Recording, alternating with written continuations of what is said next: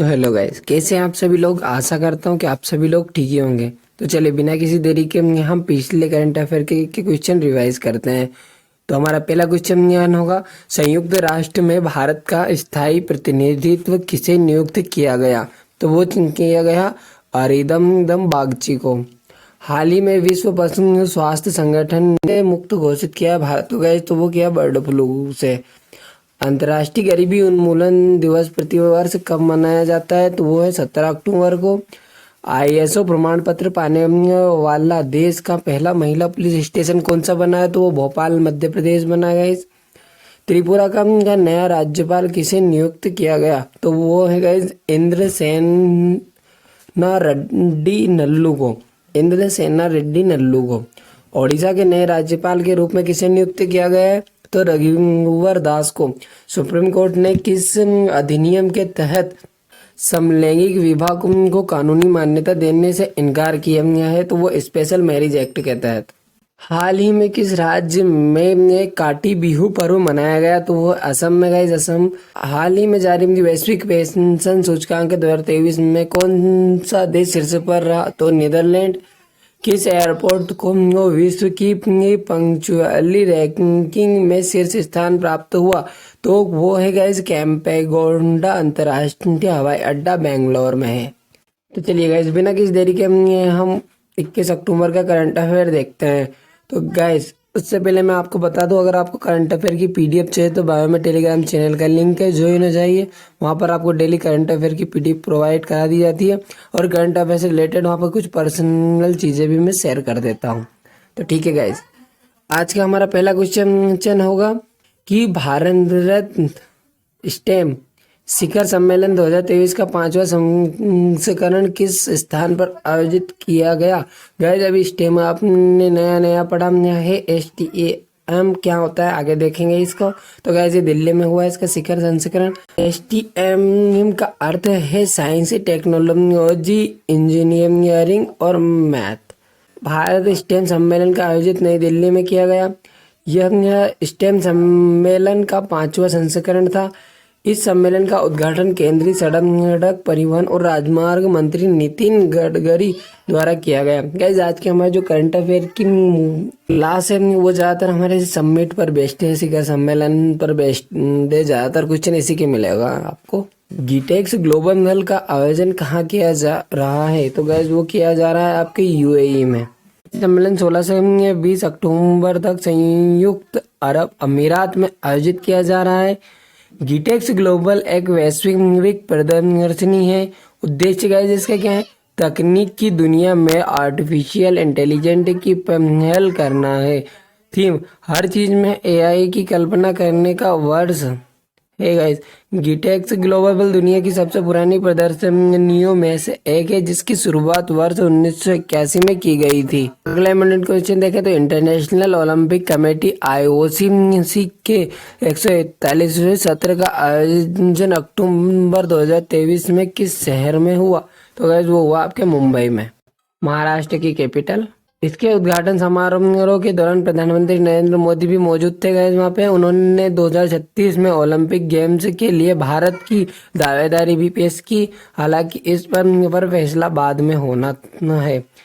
अब guys IOC की full form देखें तो इंटरनेशनल ओलंपिक कमेटी नाम है इसका। इसका अध्यक्ष है थॉमस बॉक।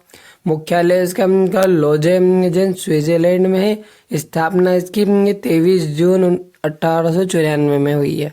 इम्पोर्टेंट क्वेश्चन देखे तो भारत की पहली रीजनल रैपिड रेल को क्या नाम दिया गया। गाइस वेरी मोस्ट IMP है। ये मैं जो बताता हूँ ना वेरी मोस्ट IMP, उन्हें वेरी मोस्ट IMP नोट कर लीजिएगा, क्योंकि ये एग्जाम में आ ही सकता है, बहुत ज़्यादा चांस है इनका। तो वो उनसे नाम दिया गया नमो भारत। और प्लीज लाइक शेयर सब्सक्राइब जरूर कर दीजिएगा गाइस, बहुत मेहनत लगती है ये आपके लिए इंपॉर्टेंट क्वेश्चन कैरी करने में। तो इसको डिटेल में देखें तो प्रधानमंत्री नरेंद्र मोदी ने रीजनल रैपिड रेल नमो भारत रथ को हरी झंडी दिखाकर रवाना किया। साथ ही उन्होंने इसकी यात्रा भी की है। रैपिड ट्रेन 6 कोच की ट्रेन है, जिसमें एक कोच महिलाओं के लिए आरक्षित है। इस ट्रेन में 72 सीट स्टैंडर्ड कोच और 62 सीट प्रीमियम कोच है।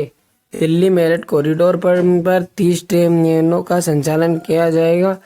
इसमें से 10 ट्रेनें साहिबाबाद दुहाई के बीच चलेगी। अगला इंपॉर्टेंट क्वेश्चन देखिए तो इंटरनेशनल क्रिकेट में सबसे तेज 26,000 रन बनाने वाले बल्लेबाज कौन बने हैं? तो गाइस वो बने आपके विराट कोहली। सचिन तेंदुलकर को पीछे छोड़ दिया है इन्होंने।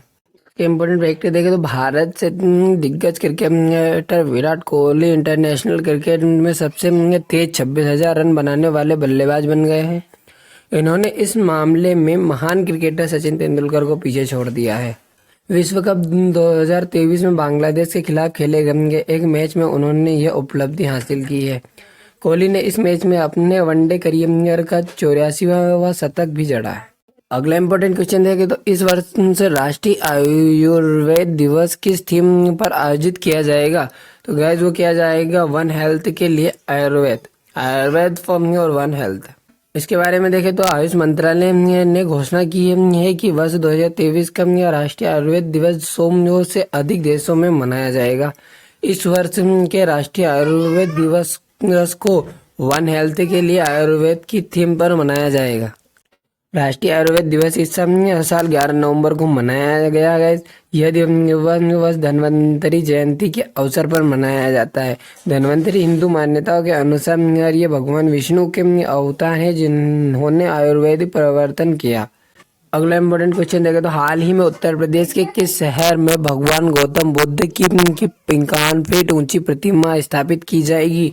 तो गाइस वो की जाएगी आपके कौशाम्बी में। उत्तर प्रदेश के कौशाम्बी में भगवान बुद्ध की 51 फीट ऊंची प्रतिमा स्थापित की जाएगी। अगला इंपॉर्टेंट क्वेश्चन देखें तो हाल ही में भारत ने किस वर्ष तक चंद्रमा पर अंतरिक्ष यात्री भेजने का लक्ष्य रखा है? तो गैस वो लक्ष्य रखा है आपके 2040 तक। इसरो भारत की स्पेस एजेंसी है। इसके बारे में देखें फुल फॉर्म तो इंडियन स्पेस रिसर्च ऑर्गेनाइजेशन का फुल फॉर्म है। इसकी स्थापना 1969 में हुई है। मुख्यालय बेंगलोर कर्नाटक में। अध्यक्ष गए इसके एस सोमनाथन है। अगला इंपॉर्टेंट क्वेश्चन देखा तो हाल ही में भारत और किस देश के बीच झूलाघाट सस्पेंशन ब्रिज पूरी तरह से चालू हो गया है? तो गैस चालू हो गया भारत और नेपाल के बीच में।